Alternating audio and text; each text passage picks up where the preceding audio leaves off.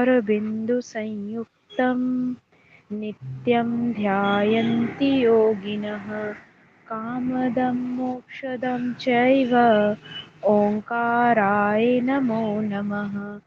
ओंकाराय नमो नमः। दोनों हाथों में घर्षण करेंगे। उस घर्षण की ऊष्मा अपने नेत्रों पर लगाएंगे और इसमें धीरे धीरे अपने नेत्रों को खोलेंगे। धन्यवाद ma'am. Thank you Krishna ji. चलिए आज हम लोग अपना हाइपोथेसिस करते हैं शुरू। अच्छा, आप मुझे बताइए कि हाइपोथेसिस से आपको क्या समझ में आता है? मैम जो भी हम उस क्वेश्चन बनाए हैं उसका एक तरह से टेंटेटिव आंसर हाइपोथेसिस है। Very good. जो टेंटेटिव आंसर होता है वो हाइपोथेसिस है, ठीक है। तो हाइपोथेसिस क्या होता है कि हमें नहीं पता है कि रिजल्ट क्या आएगा, ठीक है। पॉजिटिव रिजल्ट आएगा, नेगेटिव रिजल्ट आएगा, हम लोग को पता नहीं होता है, लेकिन हम एक एज्यूम कर लेते हैं कि योगा का जो है पॉजिटिव असर होगा डायबिटीज पे, ठीक है। योगा का जो है पॉजिटिव असर होगा डायबिटीज पे, एक एजम्पशन लेके चले हैं हम, ठीक है। इसी का उल्टा होता है जो स्टेटमेंट नेगेशन में होता है। नेगेशन मतलब निगेटिव में होता है कि योगा का कोई भी असर नहीं होगा डायबिटीज पे। तो दो तरह का हाइपोथेसिस है हमारा। एक है अल्टरनेटिव हाइपोथेसिस जिसको हम रिसर्चर हाइपोथेसिस भी बोलते हैं। एक है आपका नल हाइपोथेसिस जिसको हम H0 से डिनोट करते हैं। नल हाइपोथेसिस हमेशा जो है आपका नेगेशन में होता है। नेगेशन कहने का मतलब है कि दो वेरिएबल में कोई रिलेशन नहीं है। जो इंडिपेंडेंट वेरिएबल और डिपेंडेंट वेरिएबल हमने पढ़ा है उसमें हमारा कोई भी रिलेशन नहीं है, ठीक है। और अल्टरनेटिव हाइपोथेसिस जो है पॉजिटिव में रहता है कि योगा का पॉजिटिव असर होगा या योगा का असर होगा डायबिटिक पे, ठीक है। ये चीज है। अब मुझे ये बताइए कि हम लोग अल्टरनेटिव हाइपोथेसिस तो बनाते हैं, तो नल हाइपोथेसिस बनाने की जरूरत क्यों पड़ती है हमें? एक नेगेशन स्टेटमेंट क्यों, इसके अपोजिट में एक स्टेटमेंट क्यों चाहिए कि दोनों वेरिएबल में कोई रिलेशन नहीं है?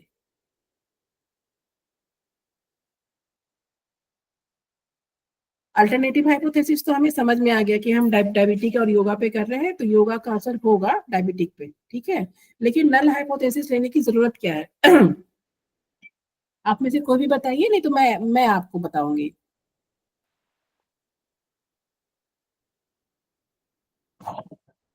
कोई भी?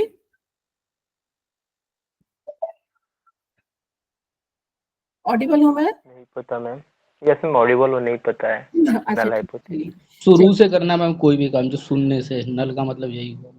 नल का मतलब है कि दो वेरिएबल में कोई रिलेशन नहीं है। इसको हम H0 से डिनोट करते हैं, ठीक है। कि जो हमारा वेरिएबल है, तो जो दो वेरिएबल के बीच में हमेशा हम रिलेशनशिप निकालते हैं। जब भी हमारा हाइपोथेसिस होता है तो उसमें हम दो वेरिएबल का रिलेशनशिप निकालते हैं, ठीक है। तो अल्टरनेट हाइपोथेसिस में पॉजिटिव स्टेटमेंट होता है, जैसे कि हमने डायबिटिक और योगा पे टॉपिक लिया है कि जब हम योगा देंगे तो हमें जब भी हम अपने रिसर्च में जो भी योगा मॉड्यूल बनाएंगे या कोई भी एक योगा आसन प्राणायाम जो भी लेंगे उसका पॉजिटिव असर होगा डायबिटिक पे, ठीक है। तो वो हमारा HA से डिनोट करते हैं, इसको बोलते हैं हम अल्टरनेट हाइपोथेसिस। नल हाइपोथेसिस को H0 से डिनोट करते हैं और इसका मतलब है कि दो वेरिएबल के बीच में, योगा और डायबिटीज के बीच में कोई रिलेशन नहीं है। योगा का कोई भी असर डायबिटीज पे नहीं होगा। तो जब भी हम रिसर्च करते हैं तो हमें दोनों हाइपोथेसिस चाहिए होता है, ठीक है। दोनों हाइपोथेसिस इसलिए चाहिए होता है कि ये तो रिसर्चर हाइपोथेसिस है, ये आप सोच रहे हैं कि जो मतलब मैंने मॉड्यूल तैयार किया है डायबिटिक वालों के लिए उसका पॉजिटिव असर होगा, ठीक है। लेकिन ऐसा तो नहीं है कि जो है पॉजिटिव ही होगा। तो हम दो स्टेटमेंट लेके चलते हैं और जो भी स्टैटिस्टिकल एनालिसिस होती है वो नल हाइपोथेसिस पे ही होती है। जो भी स्टैट्स हम लोग लगाते हैं वो नल हाइपोथेसिस को ही हम नल हाइपोथेसिस पे ही लगाते हैं, ठीक है। क्योंकि अल्टरनेटिव हाइपोथेसिस ये आपका सोचा हुआ है कि आपने डायबिटीज और योगा पे आप कर रहे हैं काम, तो आपको लग रहा है कि योगा का असर होगा डायबिटिक पे, पॉजिटिव असर होगा, ठीक है। लेकिन हम लोग जब भी स्टैटिस्टिकल एनालिसिस लगाएंगे तो या नहीं तो हम नल हाइपोथेसिस को रिजेक्ट करते हैं या फेल टू रिजेक्ट होता है। ये मैं आपको बाद में बताऊंगी, इसको अभी मत समझिए आप। अभी बस इतना समझिए कि हाइपोथेसिस आपका अल्टरनेट हाइपोथेसिस होता है और नल नल हाइपोथेसिस होता है। अल्टरनेट हाइपोथेसिस में जो है ये रिसर्चर हाइपोथेसिस है, इसमें दो वेरिएबल का रिलेशनशिप हम जो है एज्यूम करते हैं कि जब हम रिसर्च करेंगे तो हमारे योगा का जो इंडिपेंडेंट वेरिएबल है उसका असर जो है डिपेंडेंट वेरिएबल पे होगा। और नल हाइपोथेसिस में क्योंकि ये नेगेशन स्टेटमेंट है तो इसमें हम ये एज्यूम करते हैं कि दोनों वेरिएबल के बीच में, योगा और डायबिटीज के बीच में कोई रिलेशन नहीं है, कोई रिजल्ट नहीं आएगा। ठीक है, तो जब भी हम कोई स्टैटिस्टिकल एनालिसिस करना होता है तो हम नल हाइपोथेसिस पे ही करते हैं। इतना समझ में आ गया? हाइपोथेसिस के लिए इतना समझ में आ गया कि हाइपोथेसिस जो है आपका क्या क्या होता है। एक टेंटेटिव स्टेटमेंट है, टू टाइप्स के होते हैं ये। एक आपका अल्टरनेटिव हाइपोथेसिस होता है, एक नल हाइपोथेसिस होता है। अल्टरनेटिव हाइपोथेसिस को ही हम रिसर्चर हाइपोथेसिस बोलते हैं। इसमें हम वेरिएबल्स का दो वेरिएबल का रिलेशनशिप शो करते हैं। और ये आपका क्योंकि नल हाइपोथेसिस जिसको हम H0 से डिनोट करते हैं, इसमें हम ये एज्यूम करते हैं कि दो वेरिएबल के बीच में कोई भी रिलेशन नहीं है। ठीक है, योगा का कोई भी असर नहीं है डायबिटिक पे। और जब भी हमें कोई स्टैटिस्टिकल एनालिसिस लगाना होता है तो हम नल हाइपोथेसिस पे ही काम करते हैं, हम कभी भी अल्टरनेटिव हाइपोथेसिस पे नहीं काम करते हैं, क्योंकि ये रिसर्चर का हाइपोथेसिस है, ये आपने सोचा है। और हर रिसर्च में ये दोनों हाइपोथेसिस होता है, दोनों। कोई भी आप एक्सपेरिमेंटल रिसर्च देखेंगे, एक्सपेरिमेंटल रिसर्च में तो 100% हाइपोथेसिस बनाना ही पड़ता है, क्योंकि मैंने आपसे कहा था ना कि स्टैटिस्टिकल एनालिसिस दो टाइप का होता है, एक डिस्क्रिप्टिव होता है, एक इन्फ्रेंशियल होता है। तो इन्फ्रेंशियल स्टैटिस्टिक्स जो होता है वो नल हाइपोथेसिस के थ्रू ही हम निकालते हैं। ठीक है, तो इतना आपको समझना है कि हाइपोथेसिस होता क्या है, हाइपोथेसिस के कितने टाइप है, HA क्या होता है, H0 क्या होता है, अल्टरनेटिव हाइपोथेसिस और नल हाइपोथेसिस क्यों बनाना होता है। ठीक है, आ रहा है समझ में? जी मैम। आ रहा है समझ में निष्ठा जी आप लोगों को? Yes ma'am. ठीक है, तो हाइपोथेसिस कोई भी आप जब भी एक्सपेरिमेंटल रिसर्च करते हैं तो इसमें तो 100% आपको बनाना ही होता है। ठीक है, अब देखिए हाइपोथेसिस, अब यहाँ देखिए अल्टरनेट और नल हाइपोथेसिस के बारे में दिया है। हाइपोथेसिस क्या होता है? Statement that conveys the anticipated outcome. क्योंकि ये हम एज्यूम करते हैं ना, ऐसा हुआ नहीं है, हम प्लानिंग फेज में ऐसा सोच रहे हैं कि मेरा जो रिसर्च है उसमें वेरिएबल का रिलेशनशिप निकालेंगे, जो इंडिपेंडेंट वेरिएबल है उसका पॉजिटिव असर होगा डिपेंडेंट वेरिएबल पे। हम ये एज्यूम करते हैं, इसीलिए इसको टेंटेटिव स्टेटमेंट बोलते हैं। ठीक है, ये एज्यूम कर रहे हैं, जो टेंटेटिव स्टेटमेंट है वो अभी हुआ नहीं है, हमें प्रूफ करना होता है इसको। हम हाइपोथेसिस को ही रिसर्च में प्रूफ करते हैं। ठीक है, और नल हाइपोथेसिस क्या? Statement that negates the statements of hypothesis. Negates मतलब मैंने बताया था आपको कि दो वेरिएबल के बीच में कोई भी रिलेशन नहीं है, इंडिपेंडेंट वेरिएबल का कोई भी असर नहीं होगा डिपेंडेंट वेरिएबल पे। ठीक है, तो for a given hypothesis there can be many null hypothesis. अब क्या होता है कि वी कैन ओनली रिजेक्ट और fail to reject the null hypothesis. अब क्या होता है कि जब हम कोई भी रिसर्च करते हैं तो उसमें हम बहुत सारा हाइपोथेसिस क्रिएट करते हैं। ठीक है, जैसे कि मान लीजिए कि योगा और डायबिटीज पे आपने किया है, तो उसमें एक हाइपोथेसिस तो हमारा क्या हो गया कि योगा का पॉजिटिव असर, अगर मैं अल्टरनेटिव हाइपोथेसिस की बात करूं कि योगा का पॉजिटिव असर जो है डायबिटिक पे होगा, मतलब जो हमारा इंडिपेंडेंट वेरिएबल है उसका पॉजिटिव असर जो है डिपेंडेंट वेरिएबल पे होगा। दूसरा हम क्या करते हैं कि जो उसके सिम्टम्स है, जैसे कि स्ट्रेस से भी डायबिटीज बढ़ता है, डिप्रेशन से भी डायबिटीज बढ़ता है। ठीक है, तो जो हमारा योगा मॉडल है वो स्ट्रेस और डिप्रेशन को भी कम करेगा। तो ये हमारा दूसरा अल्टरनेटिव हाइपोथेसिस हो गया। फिर तीसरा क्या हो सकता है कि जो वेट मैनेजमेंट, जैसे कि बहुत सारे जो टाइप 2 की डायबिटीज होते हैं उनका वेट बहुत, उनको कहते हैं डॉक्टर की वेट कम करने के लिए, तो जो हमारा योगा मॉडल है वो वेट भी कम करेगा। तो इस तरह करके जो है हम बहुत सारा हाइपोथेसिस क्रिएट करते हैं, और इसी का जो है दूसरा नल हाइपोथेसिस भी क्रिएट करते हैं कि हमारा जो है योगा डायबिटीज पे काम नहीं करेगा, योगा स्ट्रेस डिप्रेशन एंजाइटी को कम नहीं करेगा, योगा वेट मैनेजमेंट पे काम नहीं करेगा। ठीक है, तो हम क्या करते हैं कि हम नल हाइपोथेसिस को रिजेक्ट करते जाते हैं, तो अल्टरनेटिव हाइपोथेसिस हमारा प्रूव हो जाता है। ठीक है, जो भी हम अल्टरनेटिव हाइपोथेसिस बनाए हैं उसका नल हाइपोथेसिस बनाते हैं, फिर नल हाइपोथेसिस को हम रिजेक्ट करते हैं। जब हम नल हाइपोथेसिस को रिजेक्ट करते हैं तो हमारा अल्टरनेटिव हाइपोथेसिस अपने आप जो है ट्रू हो जाता है। ठीक है, तो अब इसमें देखिए कि दो तरह का हाइपोथेसिस हो गया यहाँ पे। हाइपोथेसिस एक है वन टेल, एक है two tail. One tail two tail मैं आपको इससे समझा देती हूँ। इसमें आपको जो है लास्ट में आया होगा मेरे ख्याल से। ठीक है,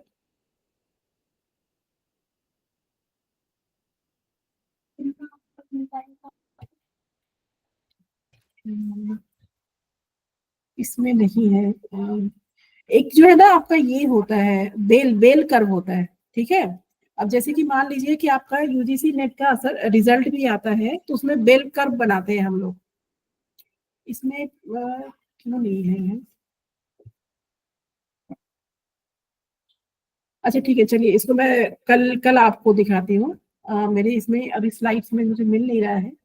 हाँ, जब भी हम जो है ना बेल कर्व, जैसे कि मान लीजिए कि मैं आपको उस दिन बताई थी ना कि अगर मुझे आप लोग जितने लोग भी हैं, मुझे ये देखना है कि लड़कों की हाइट ज्यादा है कि लड़कियों की हाइट ज्यादा है।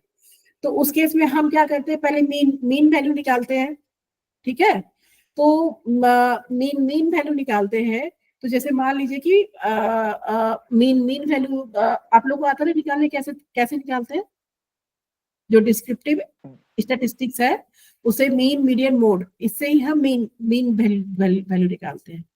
तो उसमें क्या होता है कि हम एक बेल कर्व बनता है। बेल कर्व में क्या होता है कि जो छोटे, मतलब मान लीजिए जो 5 फीट से छोटे हैं, ठीक है, और जो 5 फीट से लंबे हैं, तो एक का जो है निगेटिव साइड आता है, एक का पॉजिटिव साइड आता है। अभी मेरे पास कर्व बना हुआ नहीं है, नहीं तो मैं उसमें आपको और अच्छे से बताती हूँ। एक मिनट रुक जाइए, मैं देखिए ये जो है इस तरह का बेल कर्व बनता है। ठीक है, अब मान लीजिए कि यहाँ पे एक मीन वैल्यू आ रहा है।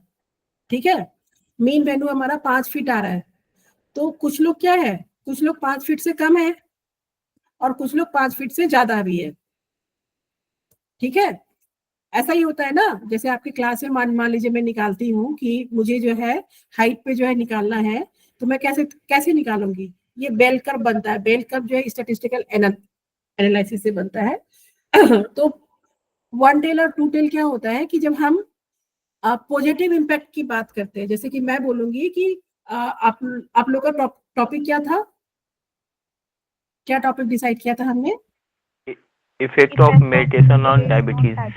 ठीक है, तो मेडिटेशन का इफेक्ट। अब मैं बोलूंगी effect of positive effect of meditation on diabetes.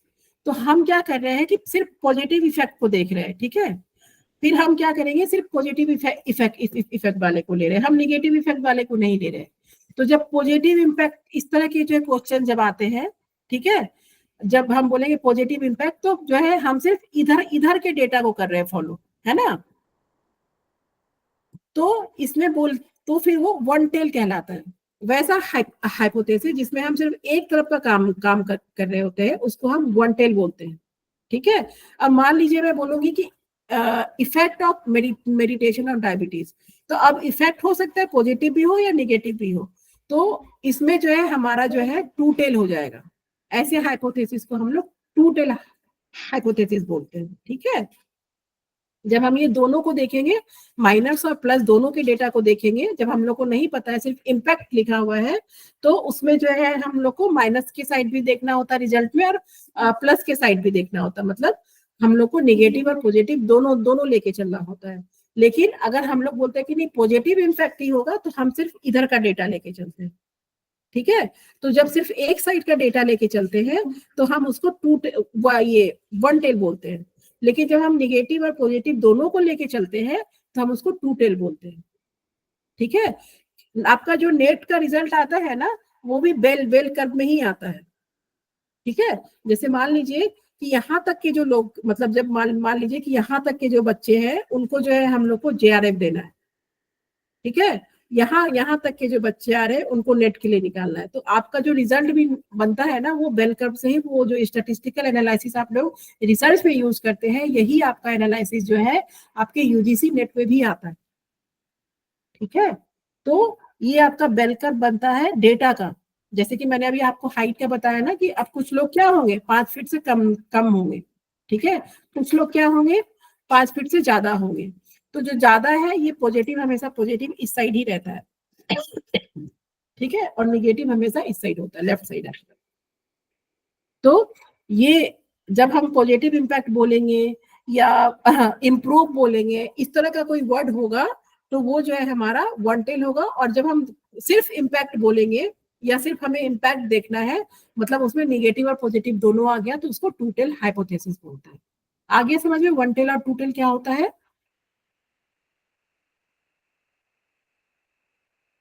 Ma'am yes यानी मैम। यदि हाँ मैम हम केवल बेल का एक साइड लेते हैं, या पॉजिटिव हो या निगेटिव, तो वो वन टेल कहलाएगा, और जब दोनों का ले रहे हैं तब वो टू टेल होगा ना। बिल्कुल बिल्कुल राइट, बिल्कुल। ये अगर दोनों साइड का लेते हैं निगेटिव और पॉजिटिव तो वो टू टेल हो जाता है, और जब हम एक साइड का लेते हैं तो उसको वन टेल बोलते हैं। बस इतना ही है, टू टेल वन टेल में कुछ ज्यादा नहीं है। बस ये बेल कर्व बनता है आपका। जब हम मीन मीडियन मोड निकालते हैं ना, तो एक मीन मीन वैल्यू आता है, ठीक है, और मीन मीन वैल्यू आपका हमेशा बीच बीच में आ रहा है, और जो आपका लेफ्ट साइड वाला है वो आपका निगेटिव होता है और ये पॉजिटिव होता है। तो जब हम सिर्फ पॉजिटिव पॉजिटिव देख रहे हैं तो वन टेल हो गया, या नहीं तो निगेटिव निगेटिव देख रहे हैं तो वन टेल हो गया, और जब हम दोनों साइड का देख रहे हैं तो वो टू टेल हो गया, ठीक है।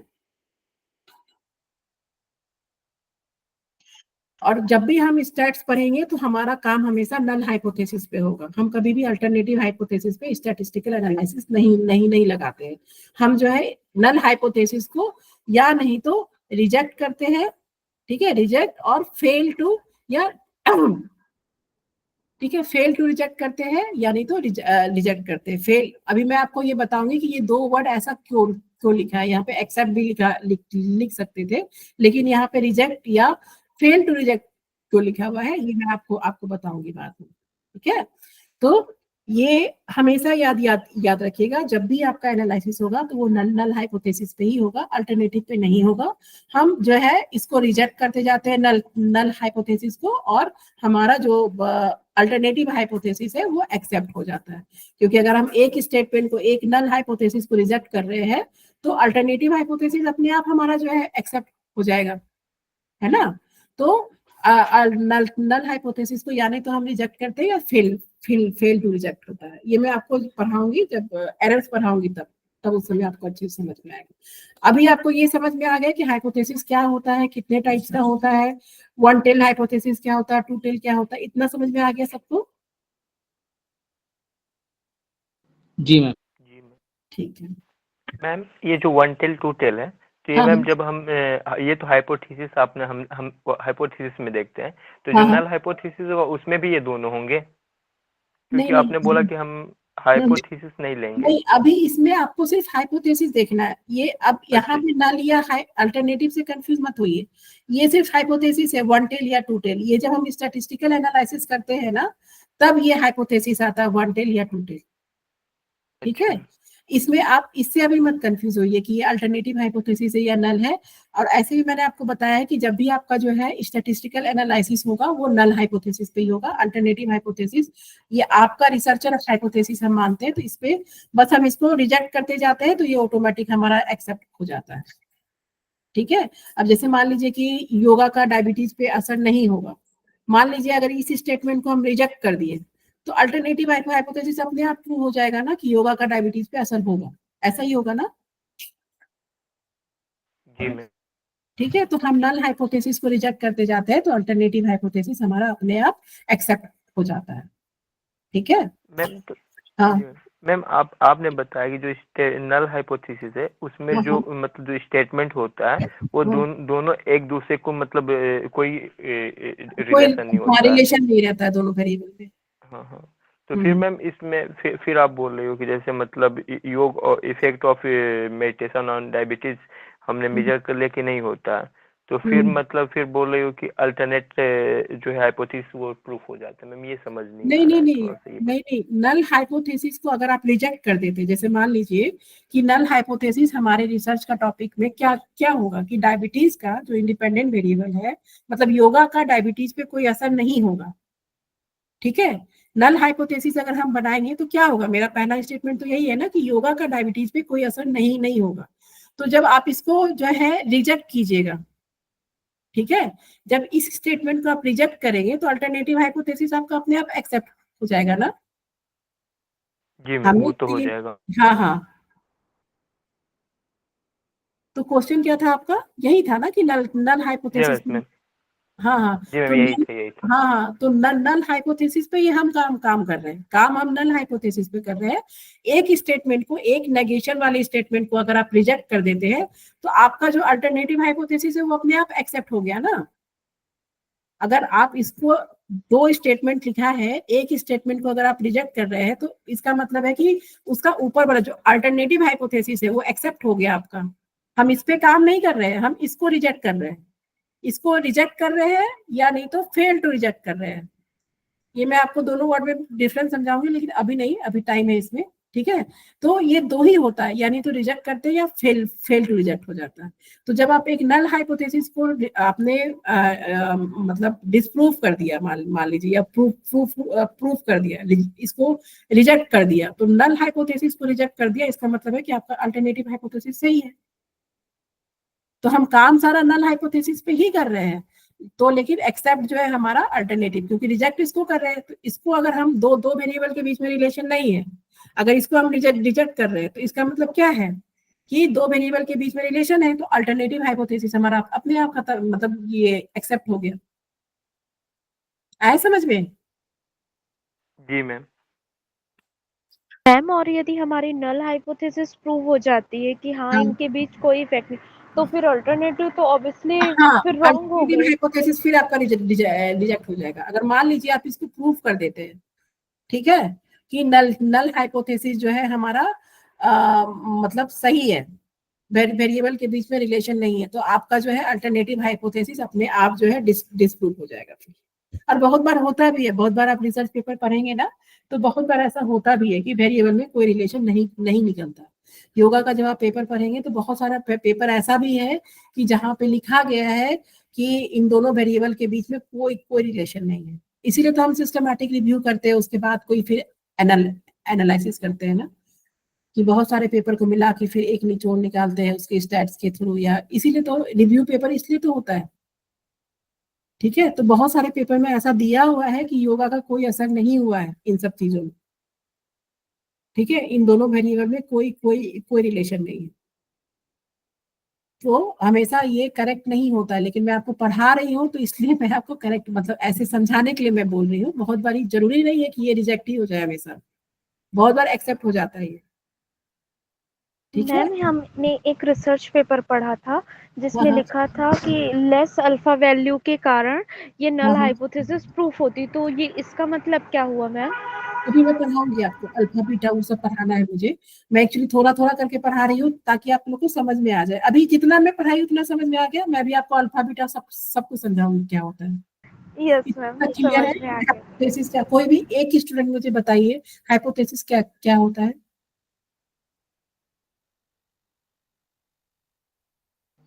जिसमें एक प्रकार से काम कर रहे हैं मैम।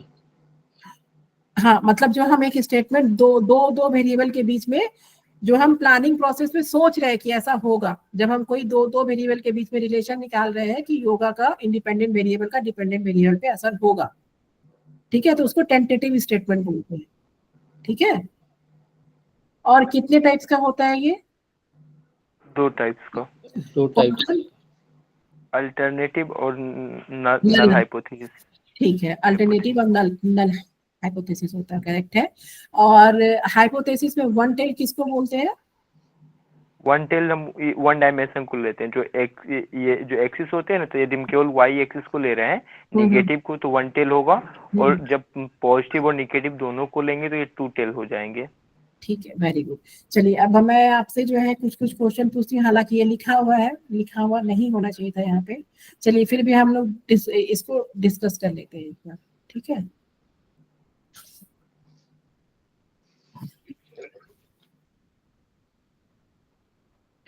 ये देखिए, पहला एग्जांपल है आपका, भ्रामरी प्राणायामा चेंजेस मेमोरी। जो आंसर देगा वो सॉल्यूशन भी बताएगा कि कैसे हुआ। ये मैम बताइए। ये टू टेल है, हाँ क्योंकि हाँ, टू इसमें टेल जो बेल के दोनों एक्सेस की बात हो रही, पॉजिटिव भी हो सकता है उसका इफेक्ट और निगेटिव भी हो सकता है। Very good very good. Bhramari प्राणायामा इम्प्रूव्स मेमोरी। ये मैम वन टेल है, क्योंकि यहाँ पे इम्प्रूव की बात हो रही है, ठीक तो है, तो ये पॉजिटिव, हाँ, इसलिए यहाँ पे वन टेल होगा, तो क्योंकि ये सब पॉजिटिव की पॉजिटिव यहाँ पे है। बात हो रही है। बिल्कुल बिल्कुल सही। Bhramari pranayama does not change verbal memory. ये मैम ये भी मैम वन टेल है, वन वन टेल टू। है मैम, क्योंकि ये बिल्कुल, निगेटिव की बात कर रहा है। Very good very good. Bhramari pranayama does not enhance verbal memory. One ma'am tail ये मैम, भी वन टेल है, क्योंकि वन वो टेल। एक ही साइड की बात कर रहा है। Very good. Bhramari pranayama does not reduce anxiety.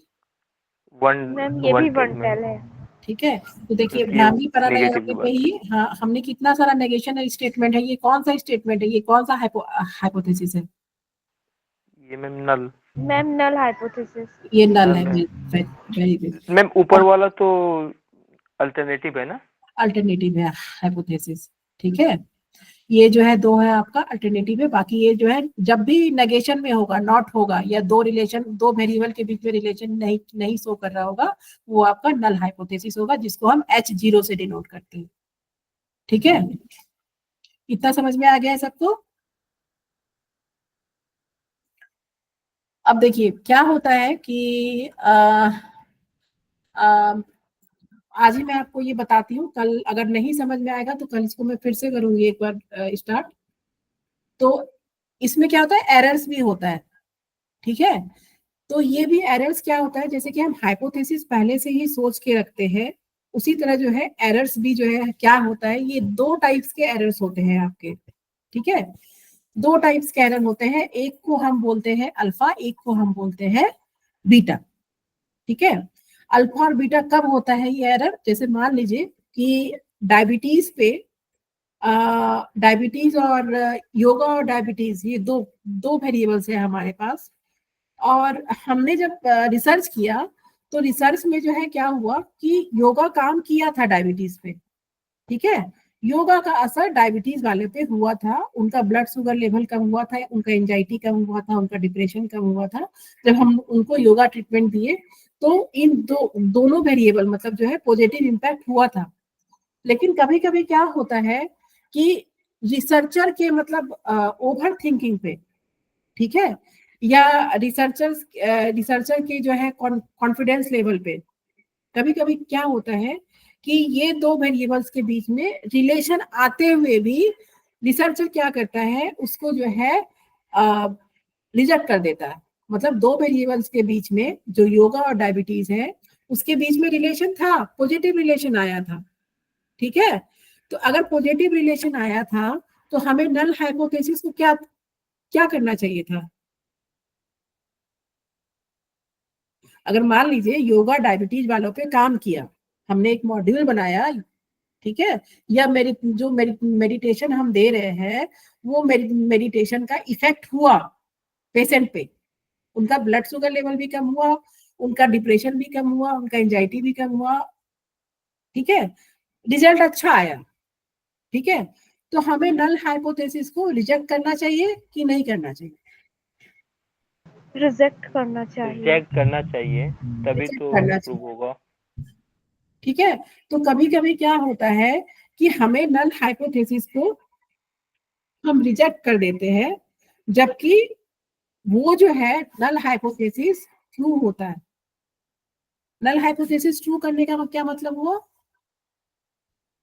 Ma'am आपकी जो अल्टरनेटिव हाइपोथेसिस थी वो रिजेक्ट हो गई है। हाँ, नल हाइपोथेसिस को हमने नल नल हाइपोथेसिस को रिजेक्ट कर मतलब जो है, जब नल हाइपोथेसिस हमारा सही था, दो वेरिएबल्स के बीच में कोई रिलेशन नहीं था। ठीक है, दो वेरिएबल्स के बीच में, जो मेरा इंडिपेंडेंट वेरिएबल है और डिपेंडेंट वेरिएबल है, इन दोनों के बीच में कोई रिलेशन नहीं था। योगा और डायबिटीज के बीच में कोई रिलेशन नहीं था, लेकिन फिर भी हमने क्या किया, उसको रिजेक्ट कर दिया। नल हाइपोथेसिस को जो है रिजेक्ट करना जब वो ट्रू होता है, तो उसको हम अल्फा एरर बोलते हैं, कि मतलब दो वेरिएबल्स के, और ये सबसे बड़ा एरर होता है किसी भी रिसर्च का, अल्फा एरर सबसे बड़ा मतलब क्या बोलूं, अधर्मयुत है ये, अगर आप योगा की भाषा में समझिए तो अल्फा जो है बहुत बड़ा एरर होता है कि दो वेरिएबल्स के बीच में कोई रिलेशन नहीं था, उन दोनों के बीच में कोई भी रिलेशन नहीं था, लेकिन रिसर्चर क्या किया, उसने जो है जबरदस्ती का उसने रिलेशन निकाल दिया। मेरा नल नल हाइपोथेसिस ट्रू था, लेकिन फिर भी उसको रिजेक्ट रिजेक्ट हो गया। वो दो वेरिएबल्स के बीच में कोई रिलेशन नहीं था, और ये बहुत बड़ा मिस्टेक होता है। जो अल्फा एरर है वो बहुत बड़ा मिस्टेक है अगर कोई अल्फा एरर करता है अपने रिसर्च में, कि rejecting a null hypothesis when it is true. मतलब दो वेरिएबल्स के बीच में कोई रिलेशन नहीं था, लेकिन फिर भी जो है हमने क्या किया, हाइपोथेसिस को रिजेक्ट कर दिया। ठीक है, तो इसको हम लोग बोलते हैं अल्फा एरर। ये ओवर एस्टिमेशन के कारण होता है। ठीक है, ये ओवर एस्टिमेशन के कारण होता है। ओवर एस्टिमेशन कहने का मतलब है कि हम लोग इतने ज्यादा कॉन्फिडेंट हो जाते हैं अपने चीजों को, जो इंडिपेंडेंट वेरिएबल को। जैसे आप योगा की स्टूडेंट है, आपने 1 साल योगा की पढ़ाई की, 2 साल आपने मास्टर्स में दिया अपना, तो हम लोग इतने कॉन्फिडेंट हो जाते हैं पढ़ के कि हमें जब शुरू में लगता है कि ये तो स्टेटमेंट सही होगा ही होगा। ठीक है, तो जब ओवर कॉन्फिडेंट हो जाता है रिसर्चर, तो वो क्या करता है, दो वेरिएबल्स के बीच में जो है कोई रिलेशन नहीं है, इंडिपेंडेंट और डिपेंडेंट वेरिएबल के बीच में कोई भी रिलेशन नहीं है, योगा और डायबिटीज के बीच में कोई भी रिलेशन नहीं है, लेकिन फिर भी उसको वो रिजेक्ट कर देता है।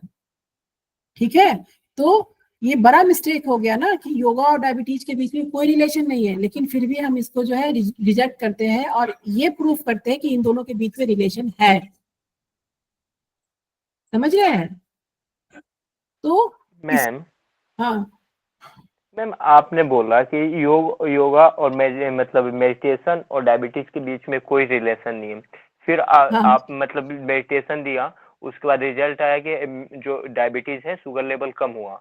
तो मैम हम्म, यहाँ पे मतलब ये नहीं हमें समझ में आ रहा है कि फिर ये रिजेक्ट हमने किया तो अल्टरनेट तो हमारा प्रूफ हो गया, तो फिर मैम ये हाइपोथेसिस नहीं मतलब नहीं नहीं, अल्फा कैसे हो ये गया? देखिए, नहीं नहीं, ये एरर पढ़ रहे हैं आप, गलती। ये देखिए टॉपिक है आपका एरर्स एंड करेक्ट डिसीजंस। ये आपका टॉपिक जो है एरर्स एंड करेक्ट डिसीजन पढ़ रहे हैं हम। तो कभी कभी क्या होता है कि रिसर्चर जो है, आप जैसे मैंने आपको बोला कि आप 2 साल 3 साल योगा का पढ़ाई किए, आपको योगा का असर हुआ, आप योगा करते भी होंगे घर पे। ठीक है, तो आपको लगता होगा कि हम जो भी लोग कर रहे हैं, या मैं भी कर रही हूँ, तो हम लोग को बहुत बेनिफिट मिल रहा है उससे। तो रिसर्चर क्या होता है, कभी कभी बहुत ज्यादा कॉन्फिडेंट हो जाता है। बहुत ज्यादा कॉन्फिडेंस होने के कारण क्या करता है कि हमारे दो दो वेरिएबल्स के बीच में मतलब रिलेशन नहीं था, लेकिन फिर भी जो है वो क्या करता है कि नल नल हाइपोथेसिस को रिजेक्ट कर देता है। तो नल हाइपोथेसिस को रिजेक्ट करने का क्या मतलब हो गया, कि दो वेरिएबल्स के बीच में रिलेशन है, मेरा अल्टरनेटिव हाइपोथेसिस। ये हम लोग एरर पढ़ रहे हैं, ये हम लोग गलतियां ठीक है पढ़ मैम। रहे हैं। ठीक है, बहुत सारे पेपर में देखिएगा, उसमें लिखा होगा अल्फा एरर, बीटा एरर।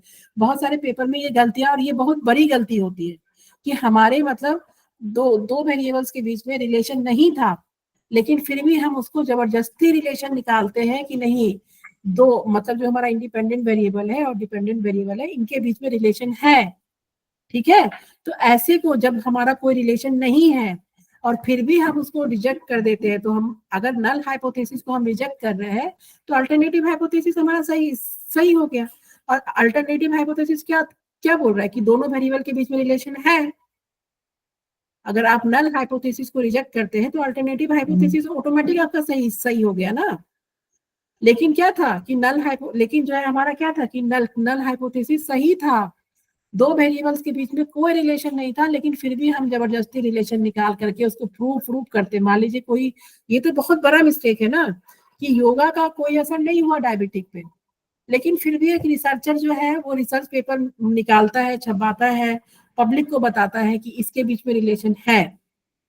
ठीक है, तो क्या होता है, ये आपके पेपर में भी मेंशन होता है। ठीक है, ये आपको पेपर में भी मेंशन करना होता है। तो बहुत बारी ऐसा अल्फा एरर हो जाता है, और ये बहुत बड़ा मिस्टेक है, कि दो दो वेरिएबल्स के बीच में आप रिलेशनशिप निकाल रहे हैं, जबकि उसमें कोई रिलेशन नहीं है। ठीक है, मैम तो फिर रिसर्चर ने काम किया और वो नल हाइपोथेसिस को अलावा रिजेक्ट करने के अलावा काम कर लिया वो एक्सेप्ट करने का, लेकिन मैम तो फिर रिसर्चर अपने एरर क्यों लिखेगा कि ये मैंने अल्फा एरर किया या मैंने बीटा एरर किया? हाँ, ये अल्फा एरर बीटा एरर उसे बाद में पता है, तो उसको मेंशन, आपको देखिए जो भी आपका आपने रिसर्च किया ना, ठीक है, तो उसमें बहुत सारी गलतियां होती हैं, जेन्युइन सी बात है। मैंने आपको उस दिन भी कहा था कि जो आपका प्लानिंग फेज होता है वो पेपर पेंसिल वाला होता है, वो आप पेपर पेंसिल में लिखते हैं, लेकिन जब आप डेटा कलेक्शन करने जाते हैं तो उस समय गलतियां होती है, तो हमें जो है उसको पेपर में मेंशन करना पड़ता है कि ऐसा क्यों हुआ। और आप जब कोई हाइपोथेसिस सोचते हैं ना, तो जब आप पीएचडी रिसर्च कर रहे होते हैं तो आपको बहुत ही मतलब बहुत अच्छे से सोचना चाहिए। जब भी आप दो दो वेरिएबल्स के बीच में रिलेशंस निकालते हैं, या जो अपना अपना इंडिपेंडेंट या जो आपका हाइपोथेसिस होता है, तो उसके लिए आपको जो है उसका वजह देना होता है, उसका रीजन देना होता है कि अगर आपने ऐसा सोचा तो ऐसा क्यों नहीं हुआ, क्योंकि आपने तो बहुत सारा पेपर पढ़ के काम किया ना। आप रिसर्च शुरू करने के पहले आपने 30-35 पेपर पढ़ा है, 50 पेपर पढ़ा है, उसके बाद अपना रिसर्च करना शुरू किए। तो ये गलतियां कैसे हो गई, आपको उसको लिखना पड़ता है। आप जब भी कुछ भी आपको लगता है कि रिसर्च के बाद ये गलती हुई है, वहां पे ये नहीं नहीं होना चाहिए, तो आपको मेंशन करना पड़ता है, ठीक है। ये पता है मैम, ये जैसे मतलब हम ओवर कॉन्फिडेंस हो जाते हैं, तो ये मैम बस मुझे ये बताइए कि मतलब जो मेडिटेशन जो रिसर्च कर रहा है वो बिना मेडिटेशन कराए ही, मतलब बिना प्रैक्टिकल किए ही ये बात लिख देता है क्या? और वो उसको नहीं ये नहीं नहीं नहीं, ये क्या होता है कि कभी कभी जब हम डेटा एनालिसिस करते हैं ना, तो हम इतने ज्यादा कॉन्फिडेंट हो जाता है ना रिसर्चर, मतलब मान लीजिए कि मैं 90% अपना दिमाग से, जैसे कि मेरी मेडिटेशन पे, ये आप लोग सबके साथ होगा कि जब आप मतलब जब आपने ये रिसर्च टॉपिक डिसाइड किया होगा कि मेडिटेशन का असर डायबिटीज पे, तो आपको क्या लगता है दिमाग में तो कहीं ना कहीं आपके पॉजिटिव ही होगा, कि पॉजिटिव असर ही होगा, है कि नहीं है? जी मैम, जी ये तो है मैम। ठीक है, तो उस समय कॉमन एरर हो जाता है मैम अक्सर वो एग्जामों में हर जगह, तो इंसान बिल्कुल सोचता है वो बिल्कुल सही है लेकिन वो होता नहीं, गलत ही रहता है वो। बिल्कुल बिल्कुल, कि आपको लगता है कि बिल्कुल सही। अब मैं मेडिटेशन मतलब आपको जो है, क्योंकि आप योगा के स्टूडेंट हैं, तो आप लोग में से 100% लोग जो यहाँ बैठे होंगे, आप लोग ऐसा ही सोचते होंगे कि जब हम मेडिटेशन देंगे तो उसका तो असर पॉजिटिव ही आना है, ओवर कॉन्फिडेंस में होंगे आप लोग, ठीक है। तो वहीं पे इंसान जाके वहीं पे रिसर्चर जो है अल्फा एरर करता है, ठीक है, कि वो नल नल हाइपोथेसिस को ट्रू कर, मतलब ट्रू होते हुए दोनों के बीच में कोई रिलेशन नहीं है, नल हाइपोथेसिस ट्रू है लेकिन फिर भी उसको रिजेक्ट कर देता है। तो ऐसे एरर को हम लोग अल्फा एरर बोलते हैं। यहाँ पे ओवर कॉन्फिडेंस है आप लोग। एज ए रिसर्चर मैंने कहा ना कि 100% लोग आप लोग यही यही सोच रहे होंगे कि जब हम मेडिटेशन देंगे किसी भी डायबिटिक पेशेंट को, तो उस पर तो असर होगा ही होगा, और पॉजिटिव ही सोच रहे होंगे आप लोग कि पॉजिटिव असर ही होगा। लेकिन ऐसा कभी कभी नहीं भी होता है, बहुत सारे रिसर्च में नहीं भी होता है। तो हम इस पे जो है इस पे फोकस नहीं करते और इसको रिजेक्ट रिजेक्ट कर देते हैं कि नल नल हाइपोथेसिस हमारा जो है ट्रू होता है, फिर भी उसको हम रिजेक्ट कर देते हैं। तो नल हाइपोथेसिस को रिजेक्ट करने से क्या होता है, अल्टरनेटिव हाइपोथेसिस अपने आप सही हो जाता है कि दोनों वेरिएबल में रिलेशन है। और ये बहुत बड़ा एरर है किसी भी रिसर्च का, अगर कोई रिसर्च में अल्फा एरर हो रहा है तो इसको बहुत बड़ा मिस्टेक माना जाता है रिसर्च में। और इस पे एक बार आपका क्वेश्चन भी मैं देखी थी, आया हुआ था आपके नेट में कि सबसे बड़ा एरर कौन है, अल्फा है कि बीटा है। जब भी कुछ ऐसा क्वेश्चन है तो हमेशा अल्फा ही होगा, अल्फा सबसे बड़ा एरर है अगर हम बीटा से कंपेयर करें तो। अब देखिए बीटा में क्या है, बीटा में है, अभी मैं आपको बताई थी ना रिजेक्ट और फेल टू रिजेक्ट में क्या क्या डिफरेंस है। अब यहाँ पे क्या है कि नल हाइपोथेसिस क्या है, फॉल्स है। नल हाइपोथेसिस फॉल्स होने का मतलब क्या हुआ, नल हाइपोथेसिस दो दो दो वेरिएबल्स के बीच में क्या है, रिलेशन है। हाँ, नल हाइपोथेसिस फॉल्स है, मतलब कि दोनों के बीच में रिलेशन है, इंडिपेंडेंट और डिपेंडेंट वेरिएबल के बीच में रिलेशन है। लेकिन क्या हुआ, फेल टू रिजेक्ट। यहाँ पे रिजेक्ट होना चाहिए था, फेल टू रिजेक्ट। देखिए रिजेक्ट में और फेल टू रिजेक्ट में फर्क क्या है कि यहाँ पे हाइपोथेसिस जो है आपका सच में फॉल्स था, यहाँ पे हाइपोथेसिस फॉल्स था, ठीक है, दो वेरिएबल्स के बीच में रिलेशन नहीं था, लेकिन फिर क्या हुआ, फेल टू रिजेक्ट। हमने फिर भी उसको जो है फेल टू रिजेक्ट, उसको रिजेक्ट करने में फेल हो गए।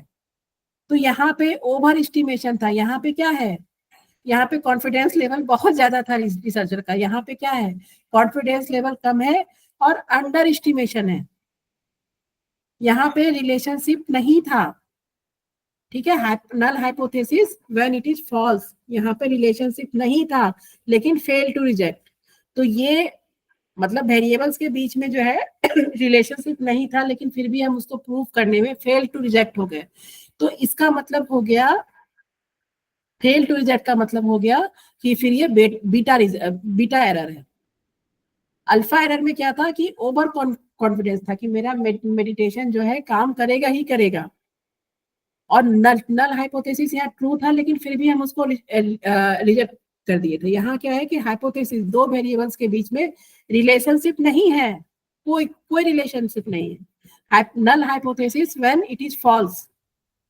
नल हाइपोथेसिस फॉल्स का मतलब क्या हुआ? सौरभ जी बताइए आप, नल हाइपोथेसिस फॉल्स का मतलब क्या हुआ? मैम यहाँ पे ये अर्थ हुआ कि मतलब हाइपोथेसिस के बीच में जो है ना मेडिटेशन और डायबिटीज के बीच में रिलेशन है, गलत नहीं, मतलब दोनों में रिलेशनशिप है, ऐसा नहीं कि कोई रिलेशन नहीं है। नल हाइपोथेसिस फॉल्स का मतलब क्या हुआ कि रिलेशनशिप है, इंडिपेंडेंट और डिपेंडेंट वेरिएबल्स के बीच में रिलेशन है या नहीं है। अगर मैं बोलती हूँ कि नल हाइपोथेसिस फॉल्स है, तो इंडिपेंडेंट और डिपेंडेंट के बीच में रिलेशन है मैम। हाँ, तो इंडिपेंडेंट और डिपेंडेंट वेरिएबल के बीच में रिलेशन है। गुड। तो अब रिलेशन है लेकिन क्या हो गया, रिलेशन होते हुए भी जो है हम फेल टू रिजेक्ट। ठीक है, फेल टू रिजेक्ट, हम रिजेक्ट नहीं किए, फेल टू रिजेक्ट। इसको फेल टू रिजेक्ट बोलते हैं कि रिलेशनशिप था, ठीक है, नल दोनों वेरिएबल्स के बीच में रिलेशनशिप था लेकिन जो है फेल टू रिजेक्ट, हम इसको प्रूव नहीं किए, हम इसको ये प्रूव कर दिए कि दोनों वेरिएबल्स के बीच में रिलेशनशिप नहीं है। तो फेल टू रिजेक्ट और रिजेक्ट इन दोनों में फर्क है कि यहाँ पे नल हाइपोथेसिस फॉल्स था लेकिन फेल टू रिजेक्ट हो गए, और यहाँ पे नल हाइपोथेसिस ट्रू था लेकिन इसको हमने रिजेक्ट कर दिया। तो यहाँ पे अंडर एस्टिमेशन है। तो अल्फा एरर में ओवर कॉन्फिडेंस रहता है और बीटा एरर में जो है अंडर कॉन्फिडेंस रहता है, आदमी अंडर एस्टिमेट करता है। ठीक है, तो ये आपका ये सब नहीं आता है, पावर स्पेसिफिसिटी ये सब नहीं पढ़ना है अभी, आप अल्फा और बीटा तक ही पढ़िए, आपका नेट का सिलेबस में यही है। तो अल्फा एरर क्या होता है, बीटा एरर क्या होता है, ये आपको पता रखना है। अल्फा एरर बहुत बड़ा एरर हुआ कि नल हाइपोथेसिस दो वेरिएबल्स के बीच में कोई रिलेशन नहीं था, ठीक है, लेकिन फिर भी मतलब जो है रिसर्चर ने ओवर कॉन्फिडेंस होने के कारण जो है उसमें रिलेशनशिप निकाल दिया। और बीटा एरर में क्या था कि रिलेशनशिप था लेकिन हम उतने कॉन्फिडेंस नहीं थे, अंडर एस्टिमेट किया हुआ था अपने रिसर्च को, अपने इंडिपेंडेंट वेरिएबल को, तो हम फेल टू रिजेक्ट हो गए। तो अल्फा एरर बीटा एरर यही होता है। अल्फा एरर और बीटा एरर इसी को बोलते हैं कि जब नल हाइपोथेसिस ट्रू हो और उसको हम रिजेक्ट कर देते हैं तो उसको अल्फा एरर बोलते हैं, और जब नल हाइपोथेसिस फॉल्स हो और उसको हम फेल टू रिजेक्ट, ठीक है, रिजेक्ट करने फेल हो गए तो उसको हम बीटा एरर बोलते हैं। आपका अल्फा एरर बीटा एरर यही है। आया समझ में अल्फा और बीटा क्या होता है? मैम एक शब्द में ये भी ये बोल सकते हैं कि यहाँ पर दो वेरिएबल के बीच में रिलेशनशिप है लेकिन हमने प्रूफ नहीं किया इसलिए फेल टू रिजेक्ट हो गया। बिल्कुल बिल्कुल बिल्कुल बीटा को बिल्कुल सही बोल रहे कि यहाँ पे रिलेशनशिप है लेकिन हम फेल टू रिजेक्ट हो गए, हम रिलेशनशिप जो है नहीं सो किए। रिलेशनशिप था लेकिन हम कर नहीं पाए, तो वो इतना बड़ा ये एरर नहीं हुआ, लेकिन जहाँ रिलेशनशिप था ही नहीं उसको जबरदस्ती हमने ट्रू कर दिया, तो ये बहुत बड़ा एरर। ठीक है, तो जब भी हम अपना हाइपोथेसिस निकालते हैं, जब भी आपको अपने रिसर्च के लिए हाइपोथेसिस लिखना होगा तो ये हमेशा दो वेरिएबल्स के रिलेशंस को बताता है। हाइपोथेसिस बहुत सारे हो सकते हैं एक ही रिसर्च में, और आपको जो है नल हाइपोथेसिस जो है रिजेक्ट या फेल टू रिजेक्ट करना होता है। जब आप नल हाइपोथेसिस को रिजेक्ट करते हैं तो अल्टरनेटिव हाइपोथेसिस अपने आप आपका करेक्ट हो जाता है, एक्सेप्ट हो जाता है। ठीक है, आया सबको इतना समझ में? जी मैम। देखिए अल्फा टाइप 1 एरर बोलते हैं और बीटा एरर टाइप 2। कोई कुछ बोल रहा है? मैम हम ये बोल रहे हैं जैसे रिसर्च में कई तरह की हाइपोथेसिस होती है, तो हो सकता है कुछ हाइपोथेसिस क्या हो, ट्रू हो और कुछ ना हो, तो मैम ये हो सकता है? नहीं, ये देखिए जब हम आगे बढ़ेंगे ना तो हाइपोथेसिस जो है ना, आपको जैसे मैं बताई कि रिजेक्ट या फेल टू रिजेक्ट, तो जब भी ये दो टर्म आता है ना, तो अपने आप आपको जब भी आप एक्सपेरिमेंटल रिसर्च करेंगे तो ये दोनों होगा ही होगा। देखिए ये एरर पढ़ा रही हूँ, हो सकता है ये नहीं हो, ठीक है, ये हम लोग गलतियां पढ़ रहे हैं कि रिसर्च में जो हमारा हाइपोथेसिस के टाइम में गलतियां होता है उस चीज को पढ़ रहे हैं, ठीक है। तो जब भी आप एक्सपेरिमेंटल रिसर्च करेंगे तो उसमें जो है आपका हाइपोथेसिस बनाएंगे ही बनाएंगे। जैसे आप नल हाइपोथेसिस को रिजेक्ट करेंगे तो अल्टरनेटिव हाइपोथेसिस अपने आप आपका एक्सेप्ट हो जाएगा। और ये सारे रिसर्च में होता है, जितना भी एक्सपेरिमेंटल रिसर्च है उसमें तो 100% होता ही होता है, और जो आपका थ्योरेटिकल रिसर्च है उसमें किसी किसी में बनता है, उसमें कोई जरूरी नहीं होता है बनाना हम, ठीक है। लेकिन जब आप एक्सपेरिमेंटल रिसर्च करते हैं, इंपेरिकल रिसर्च करते हैं, तो उसमें आपको हाइपोथेसिस लिखना ही लिखना होता है, ठीक है। तो आपका टाइप 1 एरर जो है ओवर एस्टिमेशन, जो मैं आपको बताई थी कि बहुत ज्यादा कॉन्फिडेंस हो जाते हैं हम अपने इंडिपेंडेंट को वेरिएबल को लेकर के, तो टाइप 1 एरर ही अल्फा एरर है, और टाइप 2 एरर ही जो है अंडर एस्टिमेशन, उसको हम बीटा एरर बोलते हैं, ठीक है। टाइप 1 आपका अल्फा एरर हो गया, और टाइप 2 आपका जो है बीटा एरर हो गया। आया समझ में? तो यही था आपका एरर। अब थोड़ा सा क्वेश्चन आंसर कर ले हल। जी मैम। ठीक है, चलिए मैं क्वेश्चन पूछती हूँ आपसे, स्लाइड से ही पूछती हूँ। बताइए टाइप 1 एरर को और क्या क्या बोलते हैं हम? और ओवर टाइप 1 एरर को और क्या बोलते हैं हम? क्या मुझे आप लोग टाइप करके बताइए, यानी तो एक एक आदमी माइक और, अच्छा रुकिए, आप लोग हैंड रेज कीजिए, मैं पूछती हूँ फिर आपसे। टाइप 1 एरर को क्या बोलते हैं बताइए सर, सौरभ जी। बाकी लोग अपना टाइप करते जाइए। ओवर हाँ कॉन्फिडेंस बताइए। उसमें होते हैं, ओवर हाँ कॉन्फिडेंस नहीं नहीं, होते हैं। इसका दूसरा नाम क्या है? टाइप 1 एरर का दूसरा नाम क्या है? अल्फा मैम, इसे ट्रू बोलते हैं। Very good, alpha error. Type 1 error हमारा अल्फा एरर हुआ। टाइप 2 एरर क्या हुआ? उसका दूसरा बीटा। दूसरा नाम क्या है? निष्ठा जी बीटा। बताइए आप। Beta error ma'am. Beta error. Alpha error बोले या टाइप 1 एरर बोले, दोनों सेम ही है। बीटा एरर बोले या टाइप 2 एरर बोले, ये दोनों भी सेम ही है, ठीक है। और और मुझे बताइए कि अल्फा एरर में क्या क्या होता है, बताइए सौरभ जी, अल्फा एरर में क्या होता है? ओवर कॉन्फिडेंस होते हैं, हम्म। और कॉन्फिडेंस इसमें किस चीज कोई को लेकर? रिलेशन नहीं होता है, लेकिन जबरदस्ती हम रिलेशन प्रूव कर देते हैं। किसके बीच में ओवर रिलेशन नहीं है? ये इंडिपेंडेंट और डिपेंडेंट वेरिएबल के बीच में। हाँ, वेरिएबल्स के बीच में, ठीक है।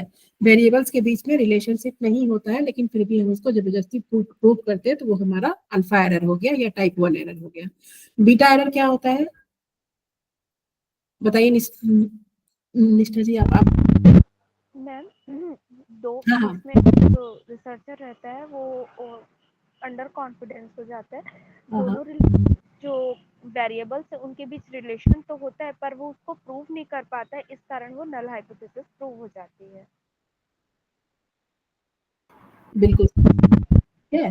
तो ये हो गया आपका अल्फा और बीटा एरर। हाइपोथेसिस क्या होता है? हैंड हैंड रेज करके बताइए, हाइपोथेसिस क्या होता है? सौरभ जी बताइए आप। ये मैम आवाज आ रही है ना मैम? मैम हाँ इसमें हाँ एक बिल्कुल बिल्कुल। हाइपोथेसिस होता है, हम जो भी टू वेरिएबल्स लिए हैं, तो हाँ, उसके रिजल्ट से पहले हम एजम्पशन कर लेते हैं कि मेडिटेशन का इफेक्ट डायबिटीज पे होगा। ये हाइपोथेसिस होता है। दो वेरिएबल्स के बीच में जो है हम टेंटेटिव स्टेटमेंट, मतलब अभी वो यस मैम। हुआ नहीं है, हमने प्लानिंग में सोचा है ऐसा कि ऐसा होगा, ठीक है। तो इसीलिए इसको टेंटेटिव स्टेटमेंट बोलते हैं हाइपोथेसिस को। हाइपोथेसिस कितने टाइप्स का होता है बताइए निष्ठा जी आप बताइए। मैम टू टाइप्स के होता है, एक हम्म, H1 H0। ठीक है, क्या बोलते हैं उसको? हम एक अल्टरनेटिव हाइपोथेसिस हाँ जिसमें हम देखते हैं कि उसका पॉजिटिव इम्पैक्ट होगा, या और एक होता है नल हाइपोथेसिस हाँ, जिसमें हम देखते हैं कि जो वेरिएबल्स है उनके बीच कोई रिलेशनशिप नहीं होगा। बिल्कुल सही है, ठीक है। और वन टेल क्या होता है? वन टेल हाइपोथेसिस बताइए सौरभ। मैम सौरभ जी आप बताइए। वन टेल में हम कोई एक डायमेंशन को लेते हैं, निगेटिव और पॉजिटिव किसी एक को लेंगे तो उसी को वन डायमेंशन बोल ठीक है। वन टेल बोलेंगे। और टू टेल क्या ये हुआ? इसमें निगेटिव पॉजिटिव दोनों को लेंगे। ठीक है, तो अब आप लोग को हाइपोथेसिस पढ़ के समझ में आ जाएगा कि वो वन टेल है या टू टेल है। जी मैम।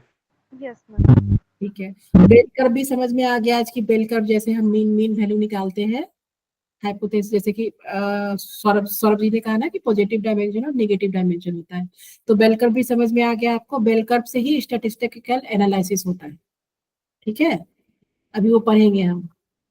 तो हाइपोथेसिस क्लियर है सबको, समझ में आ गया आज आपको क्या क्या होता है? मैम बहुत अच्छे से क्लियर हुआ है आज। अच्छी अच्छी बात है कि बहुत अच्छे से समझ में आ गया आपको। तो कल हम नेक्स्ट क्लास फिर से हम कोई और टॉपिक पे करेंगे शुरू।